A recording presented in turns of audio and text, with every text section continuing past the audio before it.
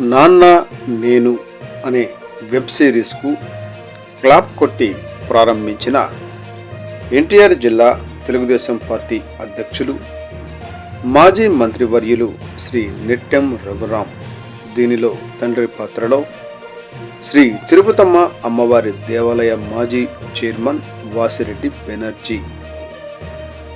ఎన్టీఆర్ జిల్లా జగ్గయ్యపేట నియోజకవర్గం ఫిబ్రవరి 9. పెనుగంచిప్రోలు గ్రామంలోని ఈ రోజున పెనుగంచిప్రోలు గ్రామంలో గోపయ్య సమేత శ్రీ తిరుపతమ్మ అమ్మవారి ఆలయంలో నూతనంగా ప్రారంభించిన నాన్న నేను అనే వెబ్ సిరీస్కు క్లాప్ కొట్టి ప్రారంభించిన నిట్టెం రఘురాం గారు.